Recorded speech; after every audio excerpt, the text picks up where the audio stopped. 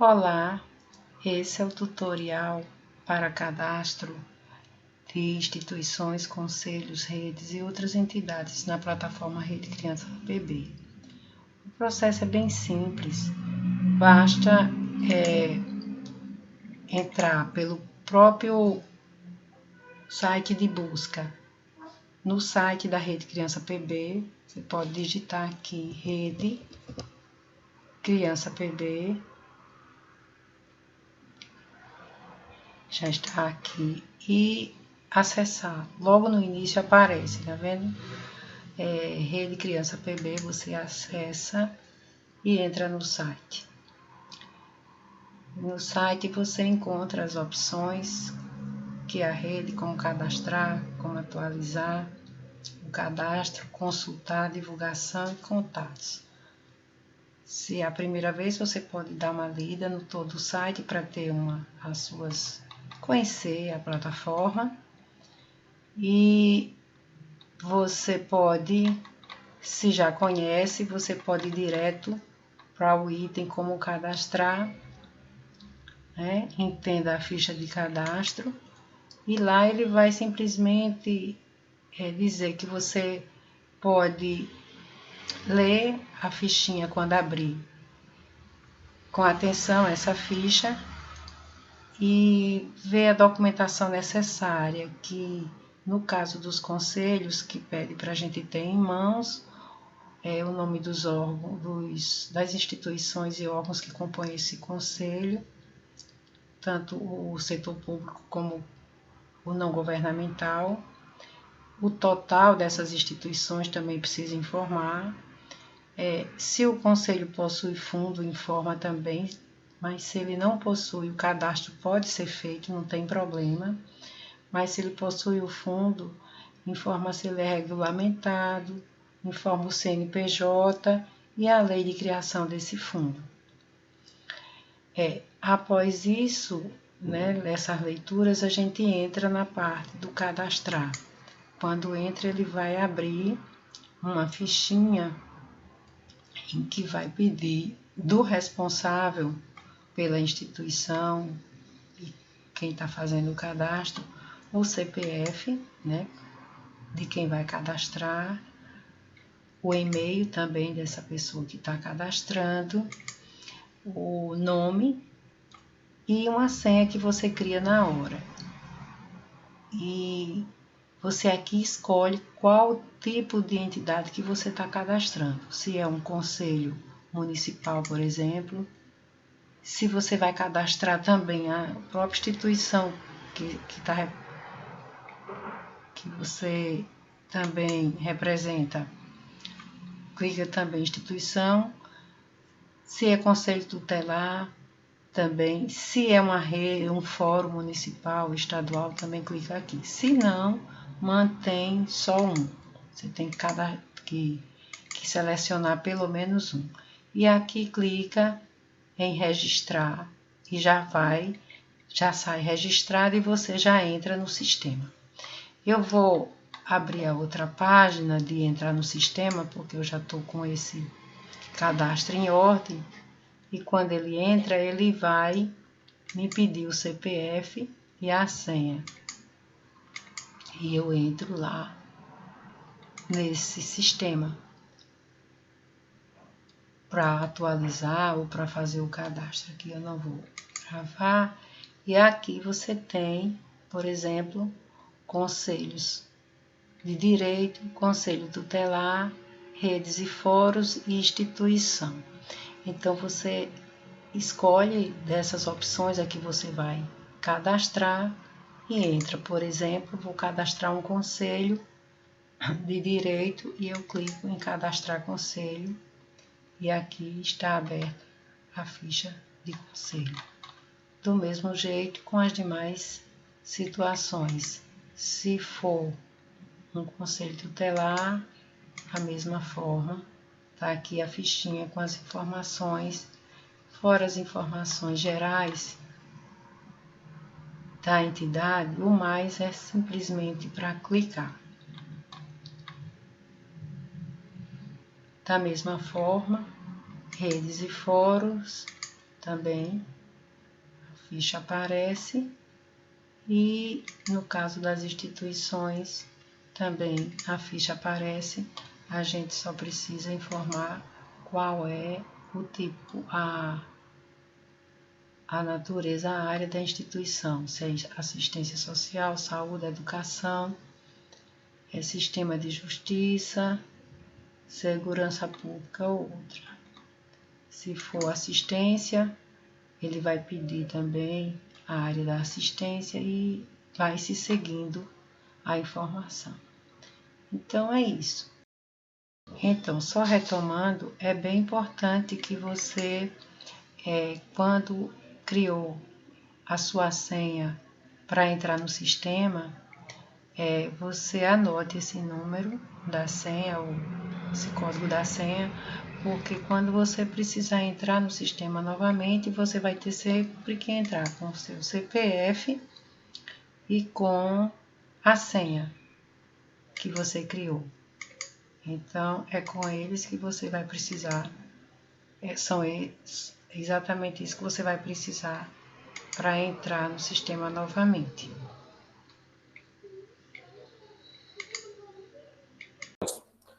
Então, voltado a essa parte mais dos conselhos, né? Então, a ficha de cadastro, né? Ela vai ter, naturalmente, algumas perguntas, né? Que são específicas, né? Da questão da relação dos conselhos, certo? Então, a gente inicia ela com exatamente o nome do conselho, né? Porque a gente tem um conselho estadual, que é único, naturalmente, mas os CMDCAs, eles precisam estar colocando Conselho Municipal dos Direitos da Criança e Adolescente, né, de cada município. Então, a gente tem aqui a identificação do nome do conselho, né? Posteriormente, a gente vai ter a unidade do conselho, né, que aí, no nosso caso aqui, todos vão ser Paraíba, né, tendo em vista do estado, e a cidade que está localizada esse conselho. Aí sim entra as especificidades de cada município, né? A gente tem uma exigência também dentro do formulário, que é o número da lei ou decreto, né, que cria o conselho, tendo em vista que todos eles precisam ser criados através de lei. Então, é uma exigência do formulário, né, e eu creio que já tenha passado aqui nessa formação, mas todas essas perguntas que tem o asterisco, né, e como é de praxe da maioria dos formulários que a gente utiliza nas redes sociais e no próprio, nas plataformas, melhor dizendo, onde tem um asterisco, ele é um campo obrigatório. Então, a gente precisa colocar aqui a lei de criação deste conselho, como o nosso tem aqui, né? A lei 5.563. Né? Aqui está 31 de janeiro, mas na verdade não é 31, foi colocado essa numeração, que é uma coisa que, inclusive, já é uma coisa que eu quero compartilhar, né? Algumas vezes vai ser colocada numeração, suposição, para poder concluir o cadastramento. Né? Mas nem sempre essa lei ela pode ser considerada como dado verídico, certo?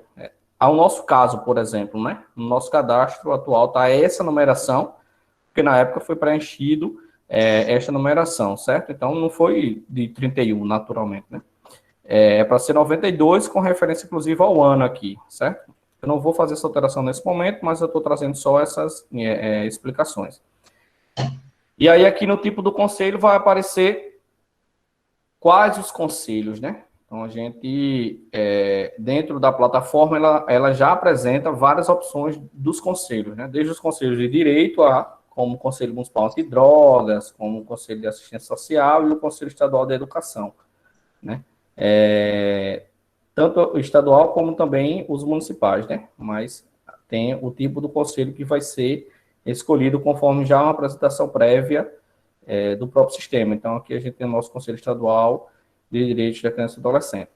E aí tem as informações da atual representação, né, que é a pessoa que está na presidência desse conselho, o nome do atual presidente ou representante legal, nesse caso sou eu que estou à frente hoje do SEDICA, né, o nome do órgão, instituição, é de conhecimento de todos e todas, que sempre todos os conselhos, por mais de toda a autonomia que ele tenha, da questão paritária que ele tenha e da forma deliberativa, consultiva, né, prevista na legislação, mas eles precisam ser vinculados sempre a uma secretaria ou alguma instância do poder público, que é quem tem a responsabilidade legal da sua manutenção e da questão da garantia de estrutura física, estrutura de equipe, estrutura de material de consumo e assim por diante. Então, a gente aqui pede exatamente essa relação aonde está vinculado. No caso, o Conselho Estadual ele é vinculado à Secretaria Estadual de Desenvolvimento Humano, né? É a secretaria que é responsável por isso. E aí tem o setor que o presidente representa. No nosso caso aqui, né, até então estava como sociedade civil e atualmente está como poder público, né? Como eu disse, eu não vou estar fazendo as alterações, como é uma forma de exemplificação, né? Mas sempre tem essa relação, né? Que todo o conselho ele tem os assentos, né? Paritário, poder público e sociedade civil, e geralmente a lei recomenda que essa presidência ela seja intercalada, né? Ela seja alterada conforme o período de eleição, né? Então, vai ter período que é a sociedade civil que vai estar na presidência e vai ter períodos que será o poder público. Tem um segmento, né, da qual este representante está, né, vinculado, que também será preenchido, né, selecionar o segmento da sociedade civil, e aí vem o período da gestão, né, até então, quando nós tivemos o cadastro, né, do SEDICA, na época, foi exatamente no período de 2018 a 2020, é o período que foi na gestão anterior, inclusive, Josiana, que está conosco aqui, né, esteve na presidência durante esse período. Então, como a gente ainda não fez esta atualização, ainda está nesse período, porque a gente estava esperando esses momentos de retomada da rede para poder atualizar e colocar os dados atuais. E aí a gente tem aqui uma informação muito importante, né, que é a informação que traz especificadamente como é que está previsto, né, ou na lei ou no regimento interno de cada conselho, como é que está a questão das reuniões ordinárias, né? Então, no SEDICA, né, está previsto que as suas reuniões ordinárias ela acontecem mensalmente. Os dias e horários, então, ficou definido o calendário de ser, né, ainda permanece desse formato, se é a segunda terça-feira de cada mês, de 14 às 17 horas, né? Então, essa é uma informação super importante, a gente percebe aqui que não é uma informação que é obrigatória, mas é fundamental, tendo em vista que essas reuniões, elas são reuniões públicas, elas são reuniões que qualquer pessoa pode participar, né, e elas devem ser abertas e socializadas para o acesso da população ou de quem se sentir interessado em participá-la, né? Então, aqui a gente tem o público atendido pelo conselho e natureza do atendimento. Então, a gente tem aqui o público em geral, e quase, né, todos esses aqui estão selecionados, né, nessa questão do público geral, a questão da orientação, da defesa e promoção, informação e orientação, né, informação e orientação sobre os planos estaduais e municipais de direitos, denúncia de violação e outras atividades de atendimento. Então, o público geral, neste aspecto aqui, né, está tudo selecionado, tendo em vista que o estadual, ele deve contemplar tudo isso, né. Instituição da sociedade civil, né, voltada a este público aqui, né. Em relação às instituições da sociedade civil, né, o que é que compete, né, então o que é que é de atribuição do SEDICA? Exatamente fazer isso, as orientações sobre implantação, implementação, defesa e promoção dos direitos, informação e orientação, né, sobre serviços, todos esses pontos aqui estão também dentro deste aspecto das instituições da sociedade civil, né. E aí, em relação aos órgãos e instituições do poder público, de governo, né, quando a gente tem governo aqui, a gente fala enquanto ente federativo, né, que geralmente são os governos municipais que buscam acesso e consulta ao SEDICA, então, organização, orientação, informação, né, então todos esses também itens elencados, eles estão dentro desse aspecto do SEDICA, né. Então, todas essas opções aqui, elas são opções que são fornecidas no ato do cadastramento para que a pessoa que esteja cadastrando, ela possa selecionar. Se vocês puderem observar agora, né, eu não tirei, né? Então, em público geral, não tem nada selecionado. Então, naturalmente, quando se for feita uma pesquisa em relação a isso, e eu salvar esse formato aqui, né, quando você pesquisar dentro do próprio sistema, em mais informações, tal, vai mostrar que a gente não tem nada voltado a esse público. Então, essas opções, elas não são opções que são dadas para digitação, mas sim opções que são dadas a respeito da própria seleção. A única que permite é outras atividades e atendimentos, que vai aparecer esta opção, e aí você vai poder alimentar, né, outras situações, exemplo, oficinas, né, campanha, seminário, dentre outras, né? Então, assim, apenas essa que vai aparecer a opção para que as pessoas que estejam preenchendo, né, permita que adicione outras informações. Os demais são todas de seleção, né? Se eu tiver muito rápido, avisem, certo? Até porque eu não estou conseguindo ver a sala, que eu estou priorizando aqui a transmissão, a formulário. Mas podem falar. Bom. Tá ótimo. Certo, então. Então, vamos lá. Horário de atendimento do conselho é exatamente aquele horário que, né, e tem o expediente, tem a secretária executiva e é de prerrogativa do funcionamento de cada conselho que se exista uma equipe administrativa, uma equipe técnica à disposição, né, e isso é fundamental e não pode deixar de ter é a secretária executiva do conselho, por mais que não se tenha a equipe técnica, né, assistente social e demais outras funções dentro daquele funcionamento do conselho, mas não pode deixar de ter a sua secretária executiva que tem que dar expediente lá. E essa secretária exatamente paga pelo aquele órgão que eu falei anteriormente, né? É a secretaria que é responsável, que deve custear este servidor, né? Então, neste aspecto aí, né, precisa ter o horário de funcionamento. Então, no nosso caso do Célica, ele funciona de 8 às 17 horas, né, de segunda a sexta. E qual é o acesso de atendimento nesse conselho, né? Então, também é um formato de seleção, né? Então, ele pode ser presencial sem agendamento, ele pode ser presencial com agendamento, por telefone, por e-mail e outras formas de acesso. Então, a pessoa vai lá selecionar, não, ó, a gente só atende com agendamento. Esse é o formato que este conselho se considera tal, então não pode marcar essa opção sem agendamento. Porque quando for acessar a nossa plataforma, vai informar que funciona só com agendamento. Então, é preciso agendar, naturalmente, né? Então, aqui a gente está marcado. Não, o atendimento é apenas por e-mail. Então, vai ter que marcar apenas e-mail. Então, quando for fazer a consulta, vai mostrar lá, tá certo?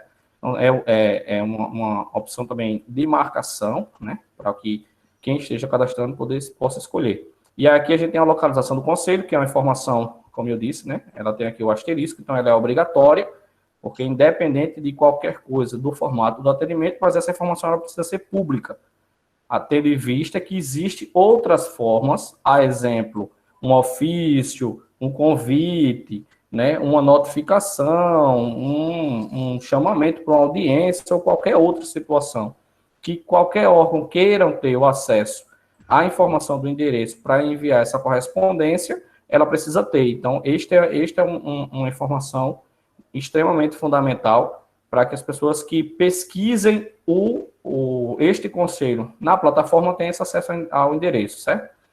E aí você pode perceber que tem alguns dados muito importantes, né? Que complementam em relação a isso, né? O e-mail, o telefone, celular, né? E aqui a gente tem uma observação bastante interessante, que é quando se trata do celular, porque o celular, geralmente, não se tem um celular institucional, mas um celular privado, né? Que muitas vezes é o celular do presidente ou da presidenta, né? E aí aqui tem essa opção, divulgar número celular ao público, né? Porque a gente sabe que, por diversos fatores, né, tem aquela questão da privacidade privada, né?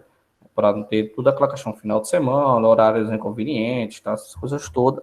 Né? Até porque os conselhos de direito eles são os órgãos que não têm, por obrigação, o seu funcionamento 24 horas. A exemplo de conselhos tutelares. Os conselhos tutelares não têm horário de funcionamento, ele tem horário de atendimento. O horário de funcionamento do conselho tutelar, ele funciona 24 horas. Mas o horário de atendimento, né, ele tem sim um horário predefinido. Né? Eu creio que a conselheira Cida deve ter explanado aqui. A exemplo de João Pessoa, a legislação municipal, ela traz que o horário de atendimento do conselho tutelar, que ele precisa estar aberto ao público para atendimento, é de 8 às 18, né? Mas de 18 às 8, o conselho está, sim, funcionando, né? Está, sim, de prontidão, mas ele não está para fazer atendimentos. Ele está para casos emergenciais. Então, nesse nesse contexto, a gente tem essa situação muito pontual aqui relacionada ao celular, certo? E aí tem o website, porque tem alguns conselhos que tem o website, como também aqui tem a página do Facebook.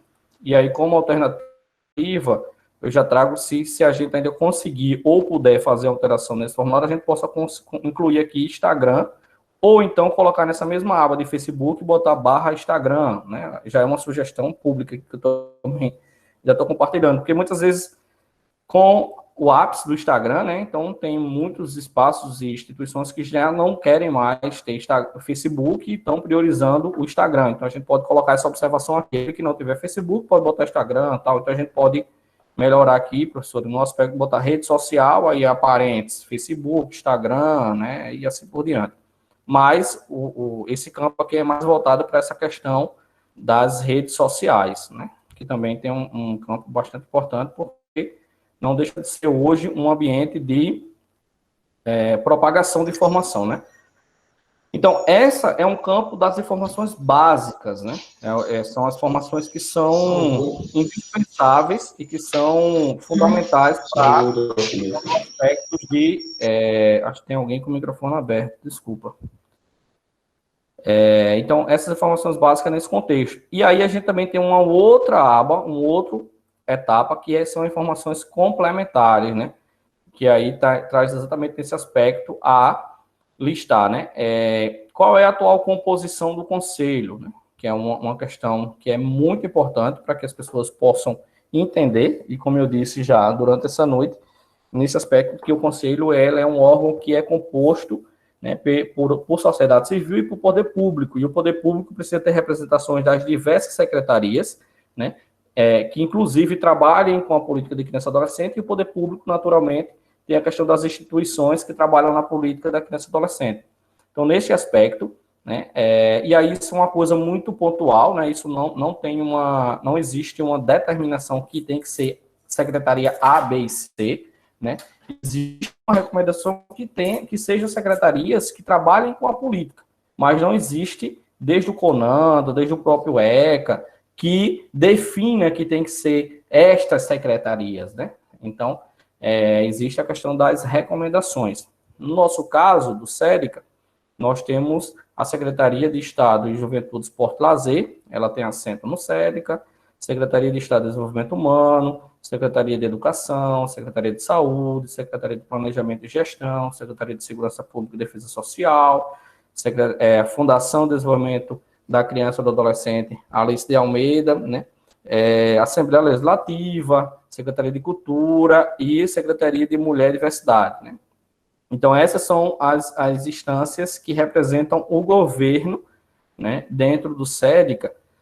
E aí, aproveitando já o momento, né, que é sempre muito importante, aí você pergunta, mas Jamil, por que a Secretaria de Planejamento e Gestão está dentro desse espaço, né? Ela não trabalha diretamente com criança e adolescente, certo, tranquilo. Ela, na ponta, não chega, não.